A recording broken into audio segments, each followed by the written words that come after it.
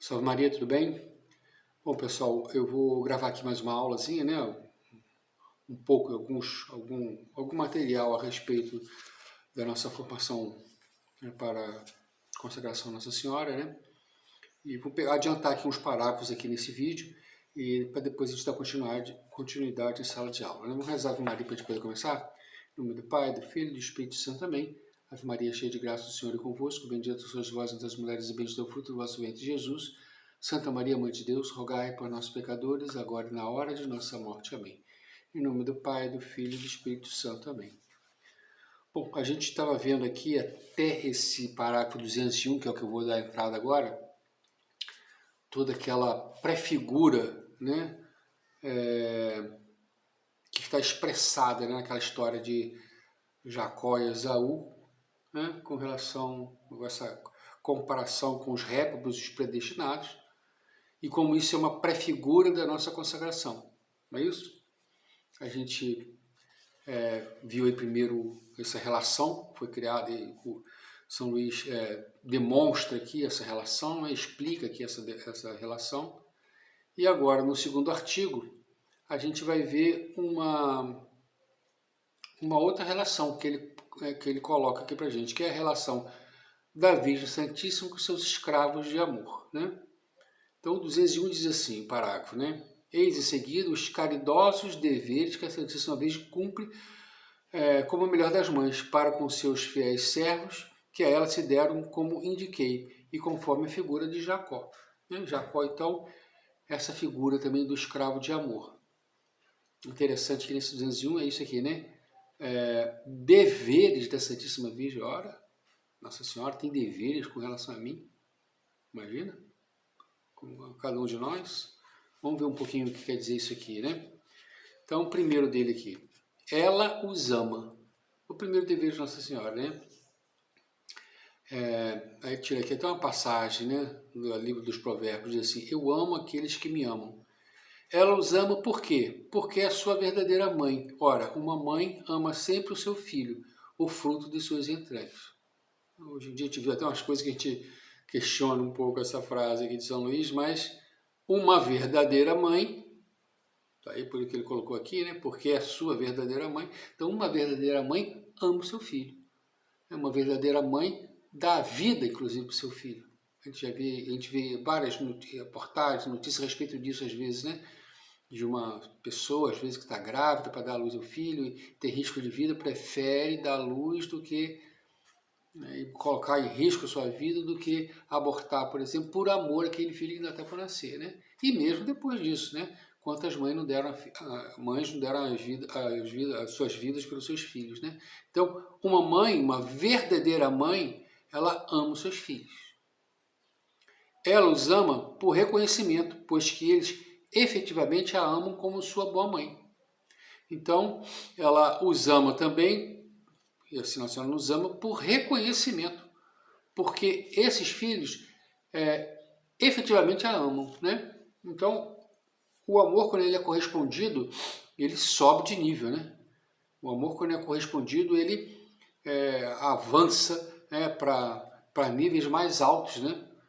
Quando o amor não é correspondido, embora já seja amor, né? Ele tem todo o seu colorido, né? Mas quando ele é correspondido, caramba, aquilo vai acima, né? Ela os ama porque, sendo predestinado, Deus os ama. Diz assim a carta de São Paulo aos Romanos, né?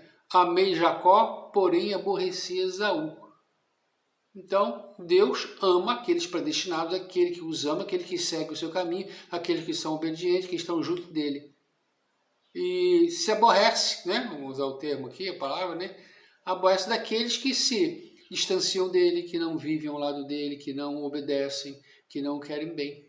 Então, está aqui nessa carta de São Paulo essa frase, né? Então, quem segue Nossa Senhora, que está junto de Nossa Senhora, assim como Jacó, lembre-se que Jacó ficava o tempo todo junto da mãe e queria agradar a mãe, né?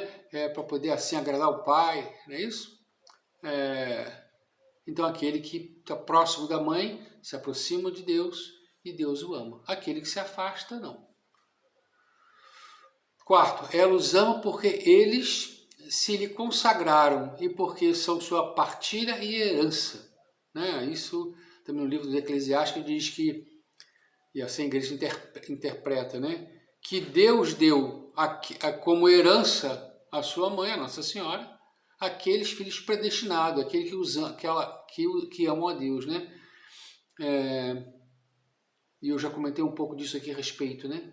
Então Deus coloca Nossa Senhora como rainha dos predestinados, como rainha daqueles seus devotos de nosso Senhor Jesus Cristo, né? Rainha daqueles que os amam, rainha daqueles que estão juntos de nosso Senhor Jesus Cristo. Então desses ela é a rainha, né? E a gente se fazendo escravo de Nossa Senhora, a gente se coloca nessa situação, né? A gente se entrega a ela como ela sendo nossa verdadeira mãe, a gente, como ela nos ama e nos favorece, e como ela está sempre junto da gente, a gente está sempre junto dela, a gente acaba criando esse amor e devolvendo esse amor a ela. Ela nos ama porque fazemos parte daquele grupo dos predestinados, né? E ela nos ama porque, no final das contas, ela é rainha desses predestinados do qual nós fazemos o grupo. Então, de uma forma assim como a gente se configura ao Jacó daquela história, de alguma forma a gente está próximo à Nossa Senhora, ela nos ama. Ela os ama ternamente e com mais ternura que todas as mães juntas. Acumulai, se puderdes, num só coração materno e por um filho único, todo o amor maternal, o amor natural que todas as mães desse mundo têm por seus filhos. Sem dúvida, essa mãe amaria muito esse filho. É verdade, entretanto, que Maria ama ainda mais ternamente seus filhos do que aquela mãe amaria o seu. Não sei se vocês entenderam. Isso aqui é uma coisa muito bonita que tem nesse livro. Muita gente cita essa passagem, né? Então, se você juntar o amor que todas as mães tiveram pelos seus filhos e juntasse isso num único amor, num único sentimento, essa mãe realmente amaria muito em seu filho, né? Imagine, então, vocês têm filhos, né? Imagine que todo o amor que todas as mães do mundo tiveram se acumulasse em vocês e vocês amassem os seus filhos dessa forma. Pois Nossa Senhora nos ama mais do que isso ainda. É o que está dizendo, né? Seu amor por eles é ativo e efetivo, como aquele de Rebeca por Jacó e muito mais. Por que ativo e efetivo? Né? Existe um amor que é ativo, mas não é efetivo. Vamos supor, a pessoa ama, mas aquele amor fica ali como platônico, né? Não tem uma ação. Né? Ele compara esse amor aqui de Nossa Senhora por nós, esse amor de Rebeca pelo filho, porque ele amava o filho e empreendeu uma série de ações para fazer com que valesse ao filho aquele direito de progenitura, que valesse ao filho aquela bênção que Isaac ia dar, né? Que valesse ao filho o melhor do mundo, o melhor que ela poderia dar ao filho. Então, vocês lembram lá que Rebeca pediu, chamou ele, mandou ele pegar lá os cabritos, ela trouxe, ela preparou, ela tirou a pele, ela preparou ele, pegou a roupa do irmão. Então, é um amor efetivo, tem uma ação. Não é só um amor platônico, eu amo, não faço nada, né? Então isso é um sinal para a gente, inclusive. Eu já comentei com vocês que são membros de pastorais e tudo, isso já é um sinal disso, né? Não adianta a gente ficar falando, eu amo a Deus, eu amo Nossa Senhora, eu amo Nossa Senhora e nada. Eu amo e tenho que agir, né? E qual é a ação principal daquele batizado? O apostolado, a evangelização. Na hora que a gente se associa à igreja, passamos a fazer parte da igreja com o nosso batismo, a gente se associa à missão da igreja. Então tem que ser um amor sim, ativo, eu amo, mas efetivo, né? Impõe que eu haja. E o amor de Nossa Senhora conosco é dessa forma. Ela não só nos ama platonicamente, mas ela age na nossa vida para que a gente caminhe no caminho de nosso Senhor Jesus Cristo, para atrair a gente as graças que nosso Jesus Cristo derrama sobre a gente, né? Ela espreita, como Rebeca, as ocasiões favoráveis de propiciar algum bem, de os engrandecer, de os enriquecer. Ela vê claramente em Deus todos os bens e males, as boas e más fortunas, as bênçãos e as maldições divinas, e por isso, já de longe, dispõe as coisas para isentar seus servos de todo o mal e acumulá-los de todos os bens. Então, Nossa Senhora está sempre junto de nosso Jesus Cristo, né? Então ela, assim como Rebeca, né, fez nessa passagem que a gente está aqui, ela está sempre espreitando, observando a situação. E na mínima oportunidade que aparece dela, por exemplo, conceder uma graça para a gente, alcançar uma graça para a gente, ou conceder um benefício para a gente, ou alcançar um benefício para a gente, ela age. Né? Ela não simplesmente fica passiva. Então, a todo momento, Nossa Senhora, de alguma forma, nos move para que a gente possa receber uma graça que Deus está disposto a dar para a gente. Então, é uma ação, é uma coisa atuante, o amor de Nossa Senhora para conosco. Ela lhes dá bons conselhos, como Rebeca a Jacó. Então, aqui no livro dos Gênesis, né? Meu filho, segue meus conselhos. Tem essa passagem escrita assim, né? É como se Nossa Senhora estivesse falando para a gente. Meu filho, segue meus conselhos. E entre outros conselhos, ela lhe sugere levar-lhe 2 cabritos, seu corpo e sua alma. Se lembra que na história da Rebeca ela pede 2 cabritos, para Jacó pegar 2 cabritos no rebanho? Então esses 2 cabritos são um símbolo, uma figura, né? Do nosso corpo e da nossa alma. De lhes consagrar para que ela prepare um manjar agradável a Deus. Então ela fala, como se estivesse falando para a gente, que você consagre seu corpo e sua alma a ela, para que ela possa nos preparar como um manjar agradável a Deus. E de fazer tudo que Jesus Cristo, seu Filho, nos ensinou pela palavra e pelo exemplo. Se não é diretamente que lhes dá seu conselho, fala pelo ministério dos anjos, para os quais constitui o maior prazer e a maior honra obedecer a menor de suas obras, a menor de suas ordens, para descer à terra e auxiliar seus fiéis servos. Então, se a ação não é direta de Nossa Senhora, essa ação é através dos anjos. Eu já falei isso para vocês, o nosso anjo de guarda está sempre ali também disposto. Então é essa troca com a vida celeste, né? Então Nossa Senhora está sempre de alguma forma comandando alguma coisa na nossa vida, se não diretamente, mas através dos anjos.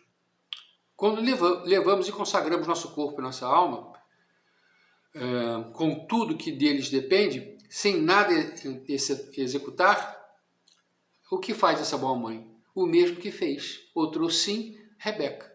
Então, quando a gente entrega a Nossa Senhora o nosso corpo, nossa alma, o que Nossa Senhora faz? Ela faz como fez Rebeca aos 2 cabritos que Jacó lhe trouxe. Você lembra que eu comentei mais ou menos isso com vocês? Então, vamos ver aqui uma comparação, uma metáfora daquela situação lá de Rebeca com Jacó, os cabritos e tudo, e com o que Nossa Senhora faz com o nosso corpo e alma quando nós os consagramos e entregamos totalmente a ela. Mata-os, tirando-lhes a vida do velho Adão. Então, primeira situação lá, Rebeca matou o cabrito para poder preparar o cabrito. Então, Nossa Senhora mata o velho homem, tá, gente? O velho Adão. Então, a gente tem que morrer em Cristo. Isso na Sagrada Escritura é escrito várias vezes, né? Morrer com Cristo para ressuscitar com Ele. Então, mata primeiro o velho homem, o velho Adão, né?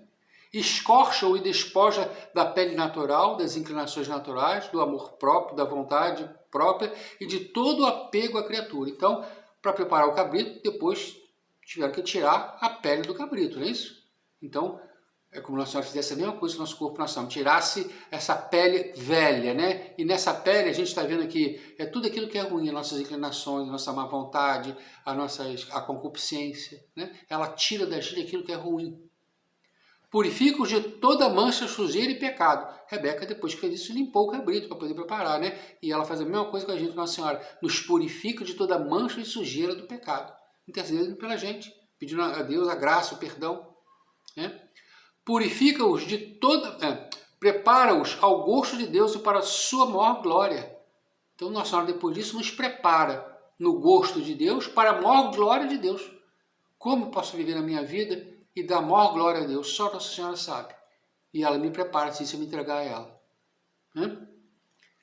Ninguém como ela conhece perfeitamente este gosto divino e esta maior glória do Altíssimo. E, portanto, só ela pode se enganar, se aprontar e preparar nosso corpo e nossa alma de acordo com esse gosto infinitamente elevado e essa glória infinitamente oculta. Eu já falei aqui, a gente já comentou aqui, já lemos aqui, né? Nosso Senhor Jesus viveu 30 anos com Nossa Senhora. Nossa Senhora conhece muito bem Nosso Senhor Jesus Cristo e sabe aquilo que agrada a Ele. Então, quando a gente se entrega a ela nos prepara, nos forma, nos conduz a que a gente possa realizar aquilo que agrada a Deus. E ninguém como ela sabe disso melhor. Esta boa mãe, depois de receber a oferenda perfeita que lhe fizemos de nós mesmos e de nossos próprios méritos e satisfações, pela devoção de que falei, depois de nos ter despojado de nossos antigos hábitos, limpa-nos e nos torna dignos de aparecer diante de nosso Pai Celeste. Aí sim, depois de passar pela mão de Nossa Senhora, nós estamos prontos para aparecer diante de Deus, né? Ela nos cobre com as vestes limpas, novas, preciosas e perfumadas de Esaú, o primogênito. Então, vocês se lembram que ela colocou depois as vestes de Esaú em Jacó, para que tivesse o aroma, parecesse com Esaú, né? Pegou as vestes de Esaú e botou em Jacó, né? Vocês se lembram ali, né? Esaú era o filho mais velho, era o primogênito. Quem é o primogênito de Nossa Senhora, que é o primogênito de Deus, no caso unigênito, melhor falando, é o próprio nosso Senhor Jesus Cristo. Então Nossa Senhora nos veste com as vestes de seu Filho Jesus Cristo. Daquelas vestes que ela conserva em sua casa, ou por outra, em seu poder, pois que é a tesoureira, a dispensadora universal dos méritos e virtudes de seu Filho. Então essa veste são, na realidade, os méritos de nosso Senhor Jesus Cristo. Então Nossa Senhora depois nos cobre com as vestes de nosso Senhor Jesus Cristo, com os méritos do nosso Senhor Jesus Cristo. Eu já comentei isso, talvez que vocês passando rápido, né? A gente não tem mérito diante de Deus, porque o nosso mérito é tão ínfimo, tão pequeno, não vale de nada diante de Deus Altíssimo. Os méritos do nosso Senhor Jesus Cristo, sim. Nós somos perdoados dos pecados pelos méritos do nosso Senhor. Nós vamos para o céu, espero que todos vamos, né? Iremos, né?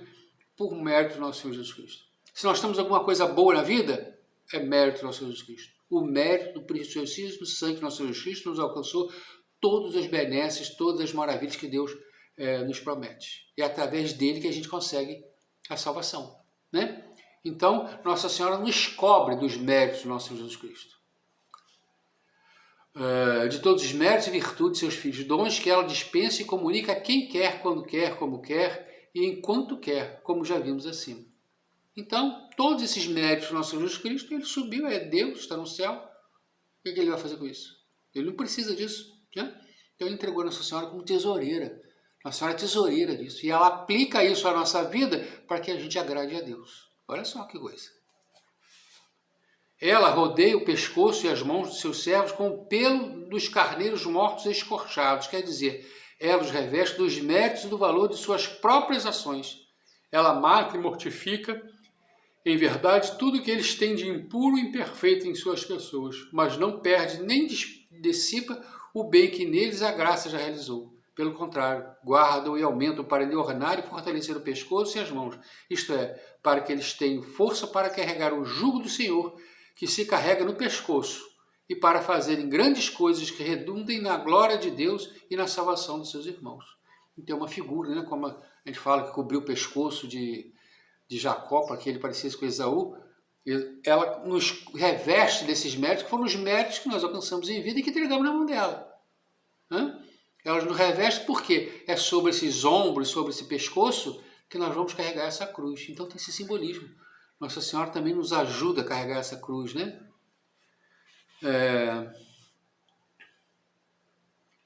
Ela põe um novo perfume, uma nova graça nessas vestes e ornamentos, pelo contato de suas próprias vestes, seus méritos e suas virtudes, que ela, ao morrer, lhes legou em testamento, como diz uma santa religiosa do século XVII, morta em odor de santidade, e que se soube por revelação, de modo que todos os seus servidores, seus fiéis servos e escravos ficam duplamente vestidos, com as vestes dela e com as vestes de seu filho.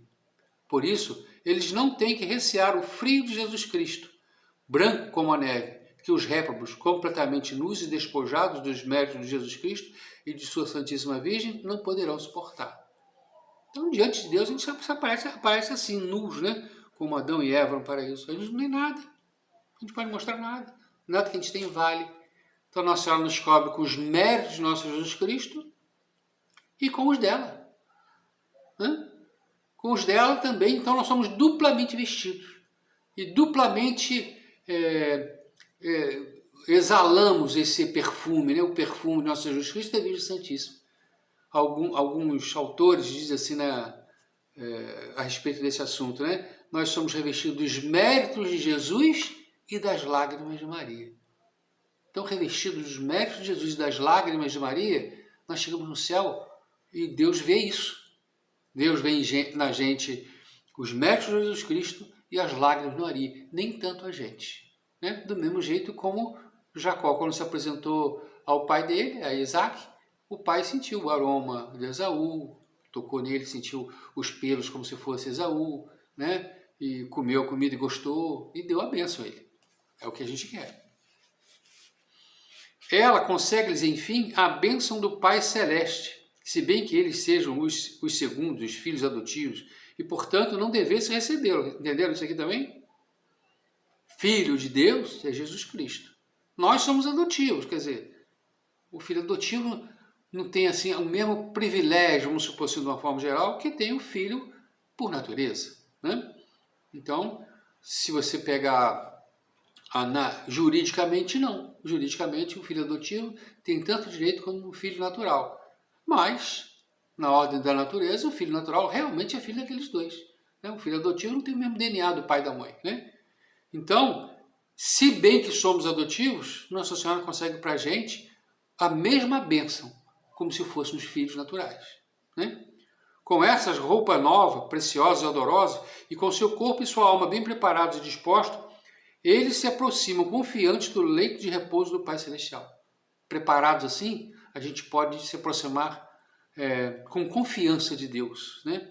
Este os outros reconhece pela voz, a voz do pecador. Se lembra que o Isaac ouviu a voz e falou assim, mas a voz é de Jacó, mas o perfume é de Esaú, né? Então, Deus, quando ouve a gente falando, ele assim, a voz é de um pecador, mas o perfume dos méritos é de Jesus Cristo. O perfume dessas lágrimas é da Virgem Santíssima, né? Toca-lhes as mãos cobertas de pelo, aspira o perfume que deu de suas vestes, que se desprende. Come alegremente o que Maria lhe preparou, e neles, reconhecendo os méritos e o bom odor de seu filho e de sua Mãe Santíssima, dá-lhe sua dupla bênção. Bênção do orvalho do céu, isso é, graça divina, que é a semente da glória,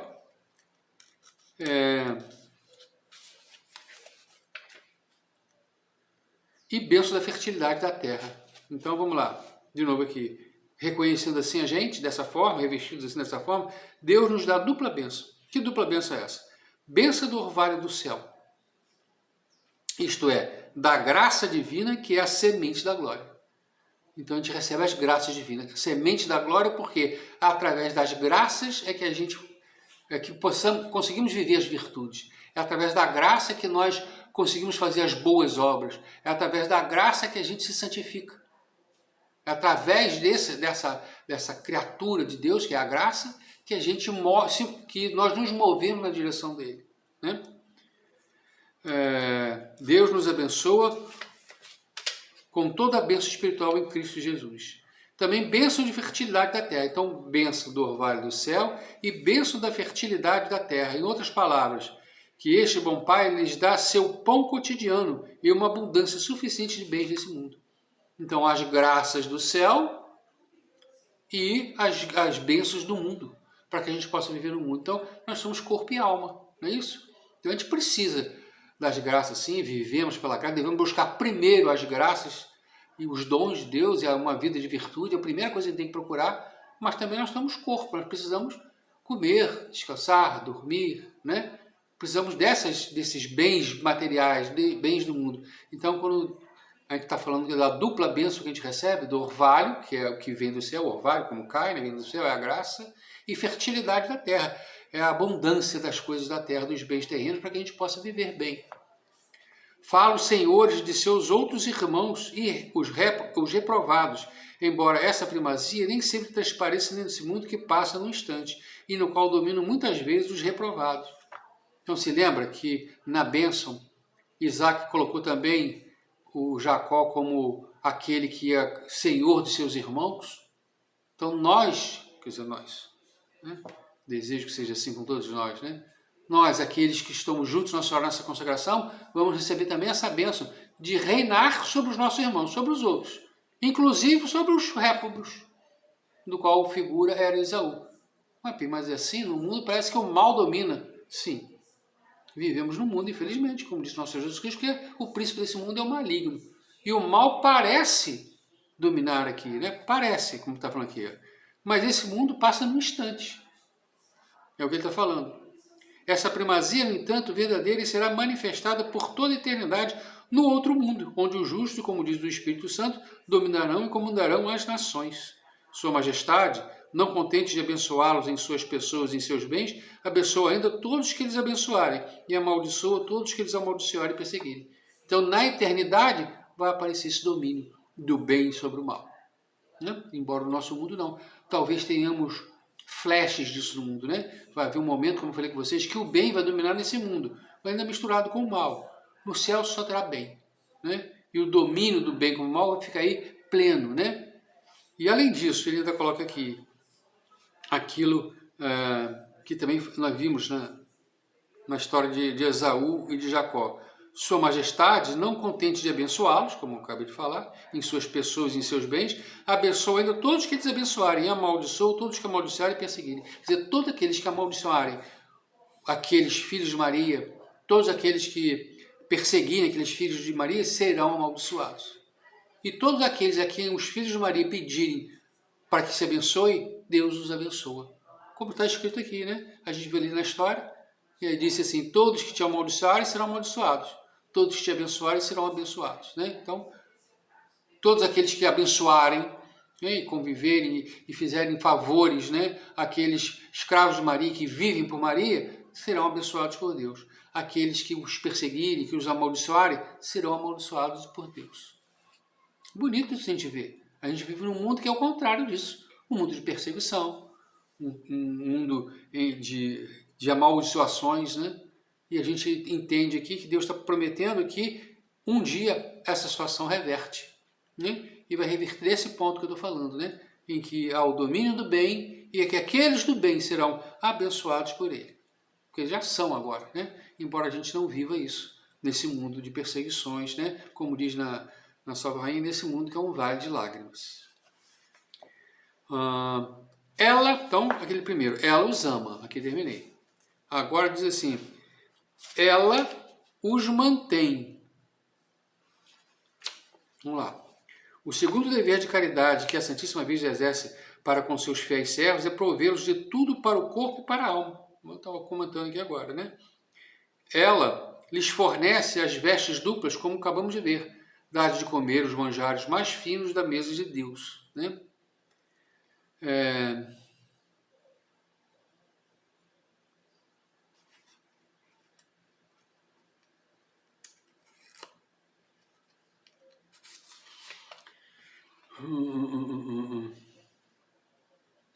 Ela nos cumula das graças, eu vou avançar aqui um pouquinho, só dando uma lida rápida aqui, né? Então, como que diz aqui assim, né? Ela lhes fornece as duplas vestes, como acabamos de ver, né? Os manjares mais finos da mesa de Deus, dá-lhes o pão da vida que ela formou. Meus queridos filhinhos, lhe diz ela, sob o nome de sabedoria, enchei-vos de meus frutos, isto é, de Jesus Cristo. Vamos vindo aqui na frente. Bom, tem uma série de citações aqui da Sagrada Escritura, né? Eu vou resumir para vocês para ficar mais fácil, senão eu vou ficar travando aqui, né? Então, Nossa Senhora, aqueles que se entregam a ela provê essas duas coisas. As graças, né? No que se refere à nossa vida espiritual, e aí é importante entender isso, né? Quando a gente fala que a gente vai viver uma vida em que Nossa Senhora derrama graças sobre a gente, graças a essas vindas da mão de Deus, né? Criadas por Deus, vindas da mão de Deus, né? Quando Nossa Senhora intercede por nós e essas graças vêm para a gente, não quer dizer que a gente vai viver uma vida sem problema, muito pelo contrário. Eu já comentei isso com vocês em sala de aula, né? Muito pelo contrário. As nossas cruzes, o peso vai aumentar muito na nossa vida, porque aí a gente vira especial alvo do demônio, né? Mas também a gente pode contar com essa mãe, como eu falei com vocês, que com sua força, com suas graças, ela torna aquela cruz, que pode parecer pesadíssima, leve de ser carregada. Você lembra que eu comentei com vocês uma frase? A cruz carregada é mais leve que a cruz arrastada? Então é como se a gente vivesse Nossa Senhora e estivesse arrastando a cruz pesadíssima. Com Nossa Senhora estamos carregando. É como se o peso dela fosse tranquilo de se carregar. Embora aos olhos de Deus e tudo, talvez a nossa cruz seja mais pesada do que a dos outros, né? Vejam os santos, né? Estou aqui querendo comprar a gente, mas vamos ver os exemplos dos santos, né? São Boaventura, né? Santo Antão, Santo Atanásio, o que não passaram essas pessoas. Quanto não foram as perseguições? São Pio de Pietrelcina, como não foi perseguido? As perseguições, São José de Anchieta, eu falei com vocês um dia desses, né, que vivia nesse mundo aqui, nesse Brasil, sem nada na mão, né? Um lugar para ficar, um lugar para dormir, andando a pé, isso aí é tudo para cima e para baixo desse país inteiro, né? Imagina as dificuldades absurdas que essas pessoas carregaram. Imagina a cruz dessas pessoas. No entanto, carregaram como se não fosse uma cruz com esse peso todo, porque Nossa Senhora estava junto. Nossa Senhora ajudava eles a carregar essa cruz, derramando sobre eles graças especiais. Então, ela nos mantém nesse sentido. Ela nos concede as graças que a gente precisa para a gente conduzir nossa vida, apesar das grandes dificuldades que vamos ter que encontrar, porque somos dela, e por ser dela somos de Deus, num mundo que esqueceu a Deus. Embora as dificuldades sejam maiores até talvez para a gente vai passar por esse caminho, com a ajuda de Nossa Senhora, como se essa cruz não pesasse isso tudo. Isso tanto na nossa vida espiritual, como também na nossa vida pessoal, material. Sim, tem muita gente que passa muita necessidade, e a vida é assim, né? As promessas de Deus são para a vida eterna, não para esse mundo, né? Mas ela vai prover o necessário para a gente possa viver, e viver com dignidade nesse mundo, e quando eu estou falando assim, seja do alimento, seja da moradia, seja da saúde, para que a gente possa viver nessa vida, fazendo bem, de acordo com o que Deus pede da gente, que Nossa Senhora dispõe. Deixa eu ver se eu posso avançar mais um pouquinho. Mais um aqui. E aqui eu paro, o último aqui, né? Ela os conduz. O terceiro bem que a Santíssima Virgem faz a seus fiéis servos é conduzi-los e dirigi-los conforme a vontade de seu filho. Rebeca conduziu o pequeno Jacó e de vez em quando lhe dava bons conselhos e deu-lhes tantos para ele atrair a bênção de Isaac como para subtrair a fúria de Esaú. Vocês lembram disso? Então ela aconselhou eles para ele conseguir a bênção de Isaac e também aconselhou ele para fugir da fúria de Esaú, que queria matá-lo. Vocês lembram da história? Maria, estrela do mar, guia todos os seus fiéis servos a bom porto.